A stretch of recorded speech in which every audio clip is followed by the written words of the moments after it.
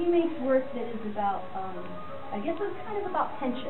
I want to state one thing. When I say what their work is about, obviously they might think other things, and I'm just, every statement I make, even though I make it like I really know something, is probably more of a question. So you can just add a little question mark at the end. But I won't hear it in my voice, because I'll sound like really sure. So Kai's work is like all about this tension, and you can kind of see that. Like, he takes these planes, and like basically this is making a line. So even though he has the option of being a volumetric sculpture, or being three-dimensional, he's using flat planes.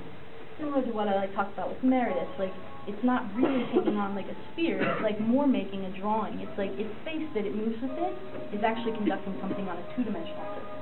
Does everybody understand what I mean by that? Are you sure? You know the thing about if you take a point, like, I wish I had charcoal right now. You take a point, like, and you put it down, it's zero-dimensional. But if I push that point, like, imagine all the charcoal dust right here, and I push it, and put it into motion, it becomes a line, which is one-dimensional. If I, like, take that line and I push it again on the surface of the paper, it becomes a square, which is two-dimensional. And if I then, like, pull the square out into a cube, into three dimensions, it becomes a cube. And if I then took the cube and I moved it along an axis of time, or the fourth dimension, which we can't see because I'm lying to you, it would become a hypercube. Okay. Anyway, back to the point. The point is, these are about tension. You can kind of see it, and you can kind of feel it. Like, the bolts are being split, you see that? And then, like, these are actually real bolts that he cuts and, like, puts back in and wraps them around each other. I mean, come on, it's already a bolt. Why do you have to, like, be so intense? And then this whole thing is spiraling, and then the most obvious thing you see is that it's broken. And, like, you could ask some questions, like, is broken, like, more tense or less tense? You know, if you're really stressed out, and then you get to, like, yell and, like, throw clay or something. But not here in Debbie's studio, somewhere else. Yeah, it kind of relieves some tension. So that's what he does in the video over here. You can look at later on. It's a small screen. He actually tightens these bolts over time. I think this one is actually in the video. And he'll tighten these bolts slowly over time until they crack.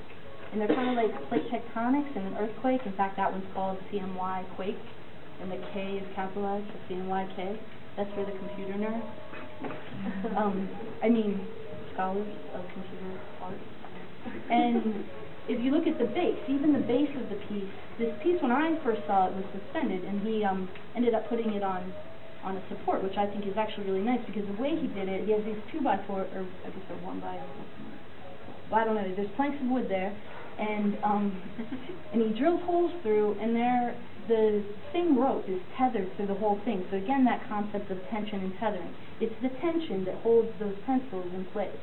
There's always a sort of, tension to live in. There is for me. And then there's also like that need for some kind of a release or a movement within a space, which is, to me, what drawing is when it's a verb. So that rope, if you were to cut that whole thing would come crashing on your head, or your foot, or just beside you, I guess. And I remember watching him put this in. He was like going around the gallery with it like over his head, and I was like, oh my God, this thing's gonna fall on your head. It was like so trusting, and I just started thinking about these concepts of trust as like you really believe that thing's gonna hold. It's holding by nothing but its own tension. And like I don't want to get really existential, but if you think about like Camus' like version of Sisyphus, like someone who's like pushing this rock. I'm Greek, okay? So there's this guy, and he's got a rock, and he has to push it up the hill because it's very, very bad. And the gods were like, you've got to push this rock for the rest of your life. And he starts pushing it up the hill, and then, and they're like, ha, you're screwed. You have to push a rock for your whole life. And as soon as you get to the top, it rolls back down, and you just do it again. And it's like this terrible hamster wheel. Oh, God, I live in the suburbs, and everyone's eating McDonald's, and I hate my life kind of thing. You know what I mean? Like that. But then, like, don't touch the artwork. And then what happens then later is he kind of like gives the finger to the gods in a way, because he's like, yeah, that's right, I'm going to push this rock, and more than that, I'm going to enjoy pushing this rock up this hill for the rest of, not my life, but of eternity. Anyway, that's the story my grandmother told me when I got grounded for the first time. I had to stay in my room, and I was very restricted, and I was like, and she said, it's okay, be like Sisyphus. And I was like, I have no idea what that means. And then later I learned in philosophy class, and now I really know. but I suspect that everyone knows a little bit what it means. And so, like, I don't want to make too many implications. I don't know if Kai's thinking about that. I know he's thinking about all kinds of amazing things, and you'll get to meet him the first week of December when you're all here for his artist talk. It is really fun.